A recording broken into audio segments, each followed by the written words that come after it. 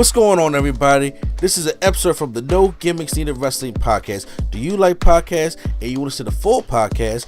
Make sure you check out the No Gimmicks Needed Wrestling podcast on all your podcast platforms, such as Apple Podcasts, Google Podcasts, Stitcher, Spotify, iHeartRadio, among many others. But you're listening to the episode right here on YouTube, so make sure you hit that like button and below, and make sure you hit the subscribe button to NC Studios and NC Level Up for all your gaming needs. This is the Nerd Coalition. Enjoy the show. We had a huge wrestling death this past week, and I'm pretty sure it happened. It happened on Friday, I believe, because Smackdown they took time out of their lineup to announce that Antonio Inoki passed away at the age of 79. You know, Antonio, no, this is not just a regular, and I hate to put these in the category, a regular wrestler that just passed away. This is more of a wrestling icon that passed away. The founder of New Japan Pro Wrestling. Yep. You know, the only Japanese WWE champion there ever was. Even, that whole thing with Bob Backlund. And who became a politician afterwards. Like, this man is, revered in all of Japan and all over the world. Is very loved. And of course, we had the whole wrestling versus boxing thing with Muhammad Ali, and then he's in the WWE Hall of Fame.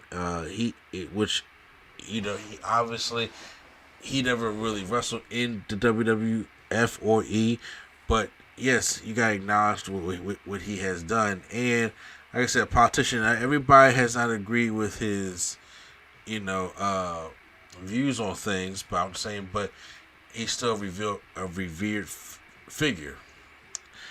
When were you first introduced to Antonio Inoki at all, or was he somebody that you just heard of name only, but you never really pay attention to him? Yeah, he's a big, Japan name. I believe he fought. I believe this is the same match where he fought Ric Flair. There was like a no over the top rope match or something, like you can't throw your opponent over the top rope. Yeah, that sounds like some old WCW stuff right there, or NWA stuff. It's I think that's the Japan Super Show. I believe. Yes, that's the same. Or is that Tatsumi Fujinami? Oh, I hope it's not. He did. Ric Flair did do the WCW Japan Super Show with Tatsumi Fujinami. Okay, so it probably wasn't Antonio Inoki. Okay. But yeah, but Antonio Inoki did go up against Flair though. Yeah, I'm sure. Antonio, he's had some funny moments. I think more of his moments have been after he retired, because then he was just so revered in Japan he could do whatever he wanted. And there's this clip. I don't know if you can find it, but it's Luke Gallows versus somebody else in Japan. And this match was bad.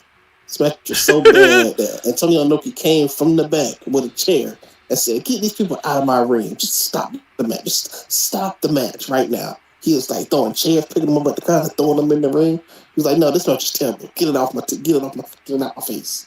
And then they stopped the match and went in the back. Oh wow! Yeah. He once had. What you about to say? He once had 100 people lined up so he could slap them. I heard about that too. So that they could have the quote unquote the theory of Inoki after he slapped him. Hilarious. So yeah, this man is a legend. Obviously, he created New Japan. So I mean.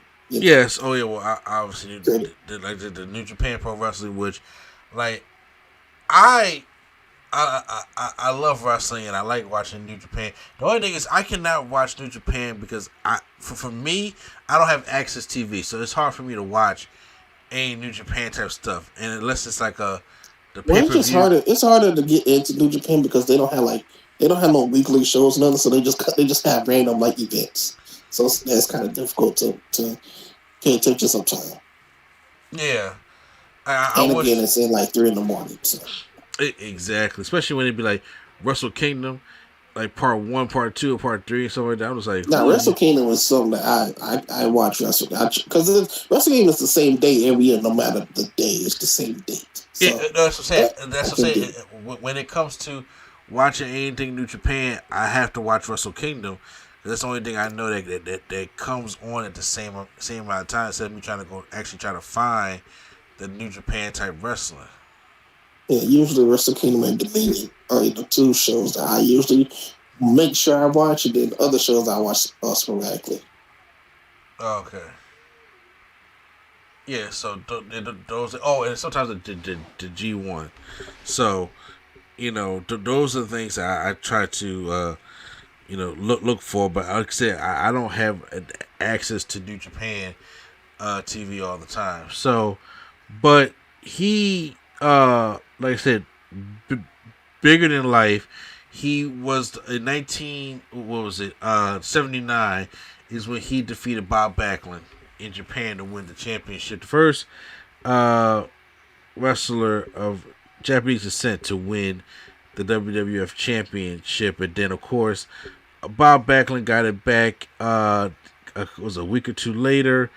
And then the WWF president, I can't pronounce the guy's name, declared rematch a no contest because of there was interference and stuff like that. So this stuff is really not really kind of documented, just to say the least. But it did happen. Even Corey Graves mentioned it on Smackdown, the commentary as well. And one of the big things I remember is when they was doing the whole boxing versus wrestling thing, when they brought in Muhammad Ali for that stuff.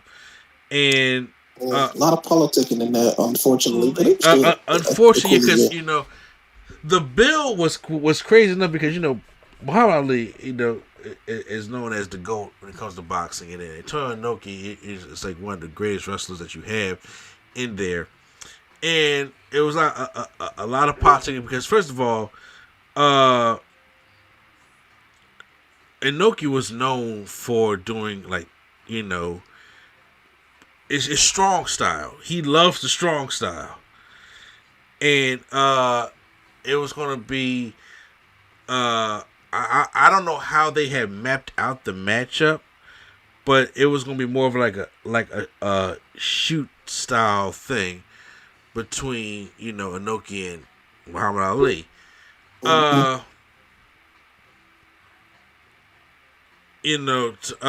he first announced that he was going to rig the matchup, to do like the wrestling stuff. But I think some of Muhammad Ali's people in his camp feared or figured out that Inoki would turn the fight into a shoot, which wouldn't have really been that good. So, which they thought was the intention. So, they changed the rules, like, I think a couple days before the fight happened.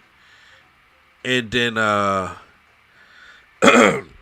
think they changed it where he couldn't hit him. He could only use his feet or something. Yeah, which was stupid. Like, he can only use his feet. And then all the pictures of the matches of Inoki doing drop kicks. He's drop kicking, like, and he's on his back and shit. Like, also, like kicking him like a child and shit like that. And then, so he could only throw kicks if his knees was on the ground. I was just like, what's going on here? Because it messed with the flow of the matchup. Like I said, like you said, a lot of politicking got up in that. I know the build of it, he did put Muhammad Ali on the shoulders that gave him the airplane spin. So, but the actual matchup, like, see, if Muhammad, that was before the time where like they would like work, like that's before the time like LT and Bam Bam Bigelow. So obviously it's gonna be different. But imagine if like Muhammad Ali took the time to like learn a few things, like to take a bump. Oh my God, that would have been crazy. At that time, it would have been crazy. Like it's Muhammad Ali, and I think Muhammad Ali is one of the people that will respect the craft of. It probably would have ended with a knockout to Inoki, but like if they would have actually put together a match. No. There wasn't so much. If there was so much politics at the time, because look, the year is 1976 that this thing was going on. So, it had great build to it, but of course the outcome was just trash. that outcome was trash, but it really could have been something really, really special. Yeah. So, I don't know, like I said, how unfortunately how he passed away, but he got into politics, and like I said, when it comes to the Japanese politics or the Japanese, their branch of government and stuff like that, I'm not sure how it goes here, like it does in America. America, you have the House of Representatives, you have the Senate, you have the Republicans, you have the Democrats, and all stuff like that. And I know it says his political party was Democratic Party for the People. Their Democratic Party does not mean the same as our Democratic Party. They have two different things that go on. And he was part of a lot of parties, Sports and Peace Party, the Japan Restoration Party, the Party for Future Generations, somebody to energize Japan, independence. Like he was part of all these things. You know what I'm saying? So I don't know when it comes to the branch of government and how things work out for people in Japan, but he definitely did that. It kind of reminded me of when Jesse Ventura got out of wrestling, went to acting, that he became a politician also, or like Arnold Schwarzenegger. You got these big figures, larger than life, that was action stars or whatever the case may be, and they would go into politics also. So I know that there are some things that people, like I said, did not agree with him personally on, and unfortunately, I did not do my extensive homework to look up to see what was the stuff that people were not happy about. I wish I probably should have did that, but unfortunately I didn't. And I'm not, but I do know that there were some things that were unpopular amongst the things that he did in office and things like that. But I just wanted to take the time to talk about just how big of a wrestler that this guy was. Like I said, I remember him because when I watched WCW back in the day, seeing him, but I didn't watch too much New Japan, especially back in the day. I didn't watch too much New Japan until I would say back until God, had to be the 2010s. I can see that. That makes sense. I would say I'm not even gonna say a lot of so yeah, I was watching on 2000 now. I think the first time I really was told to watch New Japan, get into New Japan, was when everybody was talking about that Shinsuke versus AJ match. That's 2016. 2016. I dabbled in it, like I said, around 2010. I dabbled in it just to see what was going on with it. And then, like I said, I didn't know who anybody was. I just know about the strong style and the hardcore styles. Like this, they crazy over here. And how the women be taking these hard ass shots. But then, so like I would dabble around into it. But then when I started knowing names like Kota Ibushi and Shinsuke Nakamura and Kenny Omega and well, I know he wasn't Hideo Watami in New Japan, but you know who I'm talking about. Kenta, yeah. And you start, start learning about them and start hearing them names, stuff like that. And people was going around telling me to go check these matches out and stuff. I was like, oh yeah, this is they over here. I didn't know that. So that right there is what really got me started. And he is the founder of all that stuff, man. For 50 years, what was it? How long New Japan been around now? Been around for a while. Yeah, about 50 years, I think it's been. Probably. Yeah, so you gotta give respect to when respect is due. So I'm not sure how he passed away, but it just came out all of a sudden. I don't even there's a possibility that the way I'm not saying it's gonna be as big as the Queen's funeral, but I'm saying, but be loved and revered in Japan. So I know they're going to give him a huge type of a service, and I know New Japan is going to do something in his honor, whether it be like a tournament or a championship or something. I don't think they're doing all that. I think they're just going to do what they did for Brody and just do a 10 bell salute in front of like the Tokyo Dome or something. Yeah, I'm talking about this New Japan we talking about. This ain't AEW. I'm talking about Brody, Bruiser Brody. Oh, that's what you're saying. But Bruiser Brody was not on the star power level as Antonio Inoki is.